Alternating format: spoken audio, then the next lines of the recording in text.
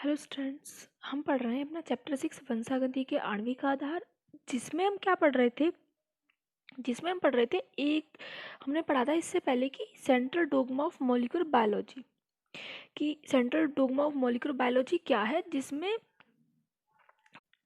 जिसमें हमने पढ़ा कि जो आणविक जीव विज्ञान का जो सेंट्रल डोग्मा है उसे क्रिक नामक वैज्ञानिक ने 1958 में प्रस्तुत किया था। उसके बारे में उन्होंने बताया कि जो आनुवंशिक सूचनाएं होती हैं उनका प्रवाह जो होता है वो एक दिशात्मक होता है, लेकिन डीएनए से जो सूचना ट्रांसक्रिप्शन के द्वारा एमआरएनए में और एमआरएनए से सूचना ट्रांसलेशन के द्वारा पॉलीपेप्टाइड प्रोटीन में स्थानांतरित होती है। यानी कि ये तो मैंने आपको बताया है कि डीएनए से जो सूचना एमआरएनए में जाती है वो ट्रांसक्रिप्शन द्वारा जाती है, और एमआरएनए से जो सूचना पॉलीपेप्टाइड प्रोटीन्स में जाती है वो ट्रांसलेशन के द्वारा जाती है। तो इसे ही आणविक जीव विज्ञान का सेंट्रल डोग्मा कहा गया था, यानी कि one way flow of information, यानी कि एक दिशा में ही सूचनाओं का प्रवाह होना। कि डीएनए से ट्रांसक्रिप्शन एमआरएनए में और एमआरएनए से ट्रांसलेशन द्वारा प्रोटीन में। तो उसके बाद जब ये one way flow of information आया तो reverse dogma of central molecular biology भी आया कि रिवर्स भी होता है। जब वन वे होता है तो रिवर्स भी होता है। तो रिवर्स में क्या आया पढ़ा था आपने कि एच टेमिन और डी वोल्टीमोर नामक साइंटिस्ट थे, उन्होंने 1970 में बताया कि कुछ रेट्रोवायरस जैसे एचआईवी, टीएमवी, इन्फ्लुएंजा, पोलियोमाइलिटीज में डीएनए नहीं पाया जाता, जो कि मैं आपको स्टार्टिंग में भी बताई थी कि इनमें डीएनए नहीं पाया जाता। इनमें आरएनए आनुवंशिक पदार्थ का कार्य करता है। जो एचआईवी होते हैं, टीएमवी होते हैं, इन्फ्लुएंजा होते हैं, ये सारी चीज़ें जितने भी विषाणु होते हैं, तो इनमें क्या होता है कि इनमें आरएनए जो होता है वो आनुवंशिक पदार्थ के रूप में कार्य करता है, लेकिन आनुवंशिक जो सूचनाएं होती हैं उनका जो प्रवाह होता है, उनकी जो फ्लो होता है इन्फॉर्मेशन का, वो आरएनए से पहले डीएनए में और डीएनए से फिर एमआरएनए व प्रोटीन में जाता है। तो इन विषाणुओं में सूचना का जो प्रवाह होता है वो विपरीत होता है। जैसे कि फर्स्ट जो वन वे है वो डीएनए से एमआरएनए, एमआरएनए से प्रोटीन, लेकिन इनमें क्या होता है, इनमें आरएनए से डीएनए, डीएनए से फिर एमआरएनए और फिर एमआरएनए से फिर प्रोटीन में जाता है। तो ये रिवर्स हो जाता है। तो जैसे कि इसको बोलते हैं रिवर्स ट्रांसक्रिप्शन। तो रिवर्स ट्रांसक्रिप्शन जो होता है वो आरएनए से डीएनए में होता है, यानी कि जब आरएनए से डीएनए बनेगा तो वो रिवर्स ट्रांसक्रिप्शन होगा, और डीएनए से जब डायरेक्ट एमआरएनए बनेगा तो वो होता है आपका नॉर्मली ट्रांसक्रिप्शन। तो जब रिवर्स ट्रांसक्रिप्शन होता है इसमें जो एंजाइम यूज़ होता है वो होता है रिवर्स ट्रांसक्रिप्टेज आपका। फिर बाकी सेम वही प्रोसेस है कि डीएनए से एमआरएनए ट्रांसक्रिप्शन द्वारा, एमआरएनए से ट्रांसलेशन द्वारा। तो इसको बोलते हैं रिवर्स डोग्मा। ये था आपका central dogma of molecular biology. कि जो central dogma of molecular biology है ये बताती है कि जो इंफॉर्मेशन होती है वो वन वे होती है और रिवर्स भी होती है। ठीक है। तो उसके बाद फिर मैंने आपको बताया था एक जीन एक एंजाइम परिकल्पना। ये मैं आपको रिवीजन के लिए बता रही हूँ, बाकी हमारा जो टॉपिक है वो तो लैक ऑफ ब्रेन हम आज पढ़ेंगे, लेकिन जो पिछला रिवीजन है मे भी आप भूल गए हो, क्योंकि बीच में आपकी छुट्टी पड़ गई थी 3 दिन की, तो इस वजह से। तो इसलिए मैं आपको पीछे का रिवाइज करा रही हूँ आपको एक बार। तो एक जीन एक एंजाइम परिकल्पना क्या होती है कि one gene one enzyme hypothesis जो होती है उसमें जॉर्ज बीडल व एडवर्ड टेटम नामक साइंटिस्ट थे। उन्होंने बताया था कि इन्होंने न्यूरोस्पोरा क्रेसा नामक कवक पर जो कवक था, न्यूरोस्पोरा क्रेसा नामक कवक इन्होंने लिया था और उस पर अपने प्रयोग किए थे और बताया कि एक एंजाइम के संश्लेषण को एक जीन नियंत्रित करता है। यानी कि एक एंजाइम एक जीन, दो एंजाइम दो जीन, तीन एंजाइम तीन जीन। तो ये जो डीएनए होते हैं, डीएनए के कुछ न्यूक्लियोटाइड के पार्ट को जीन कहते हैं, ये मैंने आपको बताई बात। और जब एमआरएनए होता है जिसके पास सिर्फ एक ही एंजाइम बनाने की सूचना होती है, उस एमआरएनए को मोनोसिस्टोमिक एमआरएनए कहते हैं, और यह यूकेरियोटिक कोशिकाओं में पाया जाता है। और ये क्या करता है, ये कोशिकाओं में पौधों में पाया जाता है। यूकेरियोटिक जो कोशिकाएं होती हैं, यूकेरियोटिक कोशिकाएं कहाँ होती हैं, पौधों में। और उसके बाद जब एक एंजाइम पे एक जीन बनता है तो उसको बोलते हैं मोनोसिस्टोमिक एमआरएनए। लेकिन जब एक एमआरएनए पर एक से अधिक जीन बनते हैं उसको बोलते हैं पॉलीसिस्टोमिक एमआरएनए। ये किस में पाया जाता है, ये जीवाणु में पाया जाता है। लेकिन यहाँ पर क्या होता है कि लेकिन यहाँ पर भी एक जीन से बस एक ही एंजाइम का निर्माण होता है, भले ही एमआरएनए पर कितने भी जीन आ जाए, लेकिन एक एंजाइम से एक जीन का निर्माण होगा, क्योंकि एक जीन के पास सिर्फ एक एंजाइम बनाने की सूचना होती है। तो वही चीज़ आपको लैकोप्रोन में भी आएगी कि एक एंजाइम से एक जीन बनेगा या दो जीन बनेंगे या तीन जीन बनेंगे। पॉलीसिस्टोमिक आपका इसमें भी आएगा। तो इसलिए मैंने आपको इसी वजह से रिवाइज कराया कि जिससे कि आपको पिछला याद रहे और आप इसमें कंफ्यूज ना हो लैकोप्रोन में। तो आपका जो लैकोप्रोन है, लैकोप्रोन ये आपको बहुत ज़्यादा इंपॉर्टेंट है। एग्जाम में मोस्टली टाइम आपको पूछा गया है लैकोप्रोन के बारे में। तो इसके बारे में बात करते हैं कि लैकोप्रिन आपका होता क्या है। तो लैकोप्रिन जो होता है, लैक का मतलब होता है शुगर यानी कि लैक्टोज। और ओपेरॉन होता है जीनों का समूह जो कि डीएनए में पाया जाता है, डीएनए में ही पाया जाता है जीनों का समूह। ठीक है, तो जो लैक ओपेरॉन होता है वो क्या होता है कि लैक ओपेरॉन एक ऐसा तंत्र है जिसमें संरचनात्मक जीन यानी कि जो मुख्य जीन होता है, जो क्या करता है, संरचनात्मक जीन जो एंजाइम बनाता है उसका नियमन दो जीन करते हैं। एक तो होता है उन्नायक जीन, प्रमोटर जीन, और दूसरा होता है नियामक जीन यानी कि रेगुलेटरी जीन। तो ये है आपका लैकोपेरोन, लेकिन इसके बारे में डिटेल में अच्छे से पढ़ेंगे अभी। तो लैकोपेरोन जो था, लैकोपेरोन की स्पष्ट जानकारी फ्रैंकवास जैकब व जैकवे मोनार्ड ने प्रस्तुत की थी। लैकोपेरोन के बारे में जो स्पष्ट जानकारी थी वो इन दोनों साइंटिस्टों ने बताई थी, फ्रैंकवास जैकब व जैकवे मोनार्ड ने। इन्होंने क्या बताया कि इन्होंने बताया कि लैकोपेरोन जो होता है, लैकोपेरोन के पॉलीसिस्ट्रोनिक, पॉलीसिस्ट्रोनिक यानी कि पॉलीसिस्ट्रोमिक मैंने आपको बताया अभी। पॉलीसिस्ट्रोनिक क्या होते हैं? पॉलीसिस्ट्रोनिक होते हैं आपके जब एक एमआरएनए पर एक से अधिक जीन आ जाए। पॉलीसिस्ट्रोनिक संरचनात्मक जीन का नियमन एक सामान्य उन्नायक जीन, एक नॉर्मल उन्नायक जीन व नियामक जीन रेगुलेटरी जीन के द्वारा होता है। यानी कि जो लैकोपेरोन जो है जीनों का समूह डीएनए, डीएनए के पॉलीसिस्ट्रोनिक संरचनात्मक जीन का नियमन यानी कि कंट्रोल उन्नायक जीन व नियामक जीन करते हैं। इस प्रकार की व्यवस्था जीवाणुओं में सामान्य रूप से होती है। ये जो लैकोपेरोन वाली जो व्यवस्था है ये जीवाणुओं में सामान्य रूप से होती है। इसे ही प्रचालक, प्रचालक यानी कि लैकोपेरोन कहते हैं। प्रचालक बोलते हैं ओपेरोन को हिंदी में। ठीक है, उदाहरण के लिए लैक प्रचालक और ट्रिप प्रचालक और वेल वेल प्रचालक होता है। लैक प्रचालक, लैक जो आपको जो लैक प्रचालक है यानी कि जो लैक है आपका, लैक जीन होता है, इसको कंट्रोल करता है आपका, जिसको बोलते हैं लैक्टोज। लैक्टोज इसमें इंड्यूसर का काम करता है। और अब ट्रिप प्रचालक में ट्रिप्लोफेन एंजाइम जो होता है, ये टाइप ऑफ एमिनो एसिड है, ट्रिप्लोफेन इसको कंट्रोल करता है। ट्रिप्लोफेन जो होता है इसमें इंड्यूसर का काम करता है। और वेलिन, वेल प्रचालक में आपका valine type of amino acid, valine type of valine, ये इसको कंट्रोल करता है, ये इसमें इंड्यूसर का काम करता है। बाकी सबकी जो मैकेनिज्म है वो सेम ही है लैकोपेरोन का, लेकिन जैसे जैसे इसमें लैक प्रचालक आएगा, ट्रिप प्रचालक आएगा, वेल प्रचालक आएगा, तो बस खाली इंड्यूसर चेंज हो जाएंगे। लैक प्रचालक में आपका लैक्टोज आ जाएगा, ट्रिप प्रचालक में ट्रिप्लोफेन आ जाएगा, और वेल प्रचालक में वेलिन आ जाएगा। ठीक, जो लैकोपेरोन होता है उसके अनुसार एक डीएनए में 4 जीन होते हैं। लैकोपेरोन के अनुसार एक डीएनए जो होता है उसमें 4 जीन होते हैं। लेकिन हम क्या पढ़ रहे थे पिछले में कि एक डीएनए में क्या होता है, सिर्फ एक जीन होता है। और एक जीन क्या करता है, एक जीन के पास एक एंजाइम बनाने की सूचना होती है। लेकिन लैकोपेरोन में एक डीएनए के पास 4 जीन होते हैं। ये कैसे होते हैं? जीन मैंने बताया था, जीन क्या होता है, न्यूक्लियोटाइड के कुछ खंड या कुछ भाग जीन कहलाते हैं। जो न्यूक्लियोटाइड्स होते हैं उनके कुछ खंड या कुछ भाग जीन कहलाते हैं। तो ये मैंने आपको एक डायग्राम बनाया, ये डीएनए ही है आपका। तो डीएनए में फर्स्ट है आपका लैक फर्स्ट, जिसको बोलते हैं नियामक जीन यानी कि रेगुलेटरी जीन। सेकंड आता है आपका प्रमोटर जीन, थर्ड आता है आपका ऑपरेटर जीन, और फोर्थ आता है आपका संरचनात्मक जीन यानी कि स्ट्रक्चरल जीन। स्ट्रक्चरल जीन क्या होता है, इसमें लैक जेड आते हैं, लैक वाई आते हैं जीन, और लैक ए जीन आते हैं। तो अब ये टाइप ऑफ डीएनए है।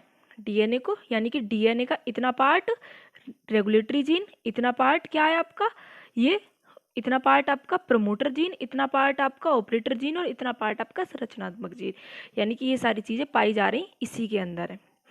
अब ये जो डीएनए है, डीएनए से आपको पता है कि डीएनए से एमआरएनए बनता है और एमआरएनए से प्रोटीन बनता है। तो अब एमआरएनए कैसे बनेगा इसमें?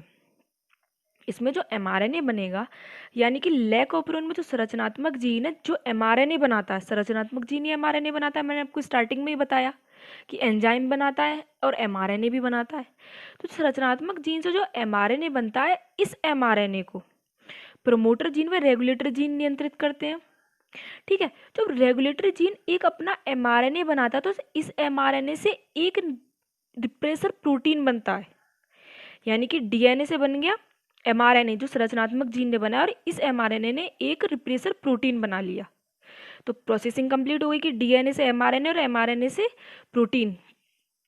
तो ये जो लैक फर्स्ट है नियामक जीन और आपका प्रमोटर जीन रेगुलेटरी जीन, क्या हुआ, कि रेगुलेटरी जीन क्या करता है, इसने एक एमआरएनए बनाया और इस एमआरएनए को प्रोमोटर जीन और ऑपरेटर जीन ने कंट्रोल किया। ऑपरेटर जीन इनमें क्या हुआ है कि इनमें एक रिप्रेसर प्रोटीन बन गया। ये एक एमआरएनए है, इसमें एक रिप्रेसर प्रोटीन बन गया।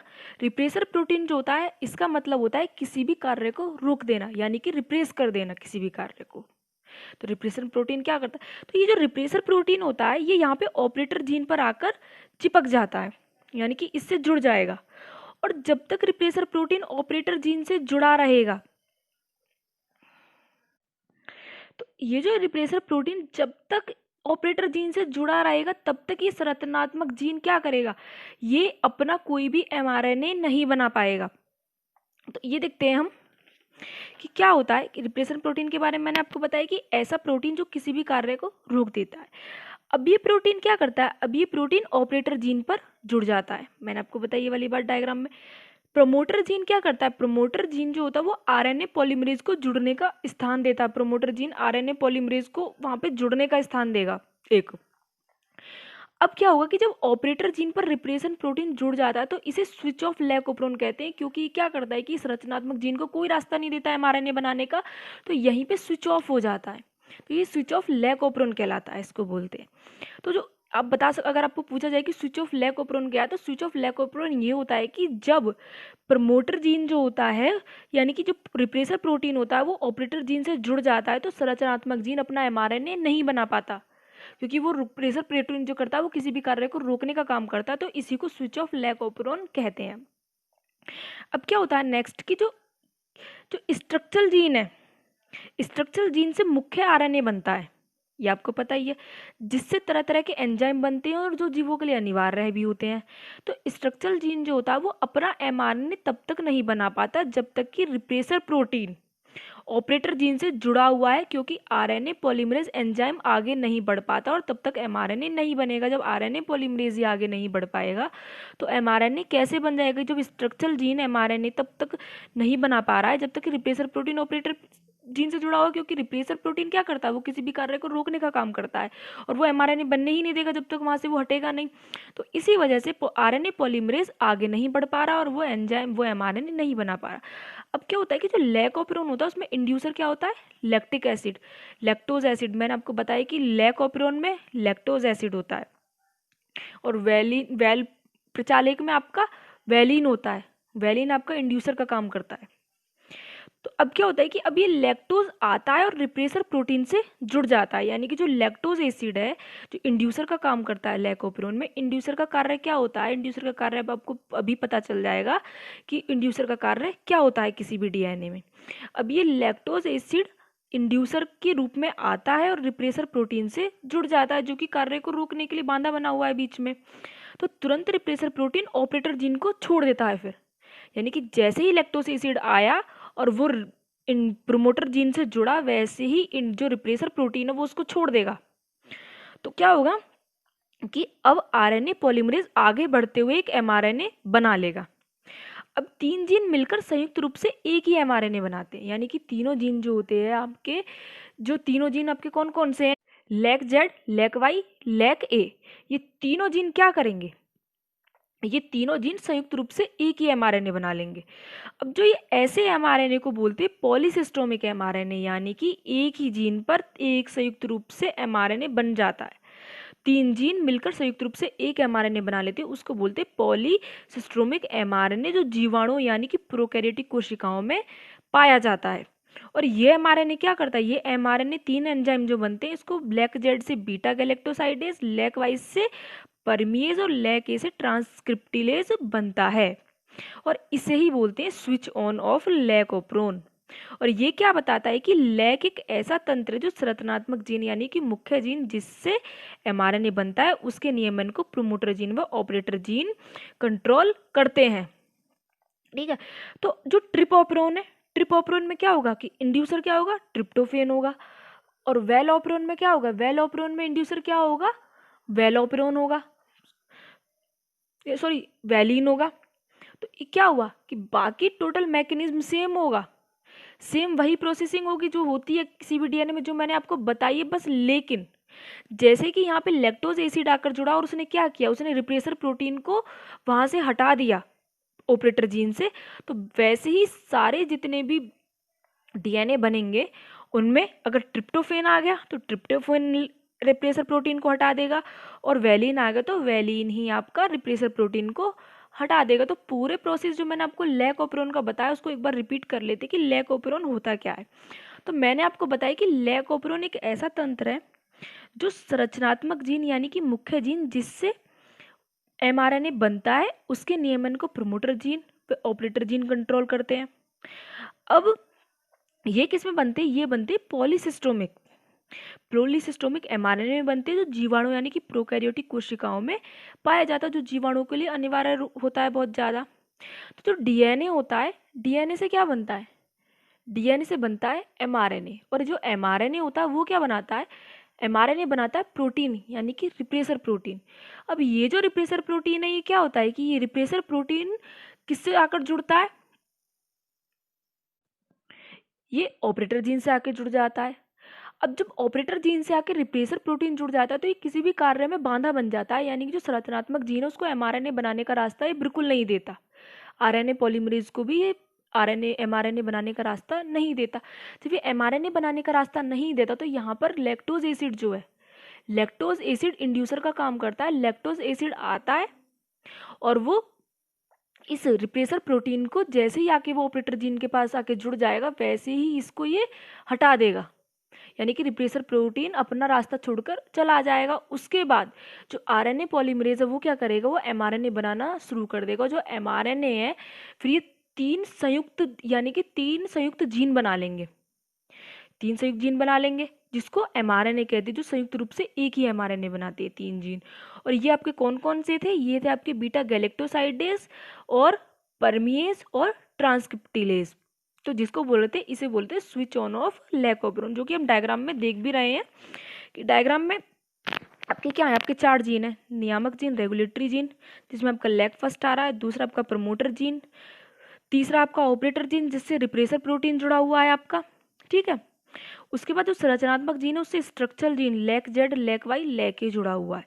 तो जो प्रमोटर जीन है उससे आरएनए पॉलीमरेज जुड़ा हुआ है जो एमआरएनए बनाएगा। रिप्रेसर प्रोटीन किससे जुड़ा हुआ? ऑपरेटर जीन से, जो आगे जो एमआरएनए जो आरएनए पॉलीमरेज उसको रास्ता ही नहीं दे रहा हो, यानी कि उसको रास्ता नहीं दे रहा है, ये बीच में अटक गया है।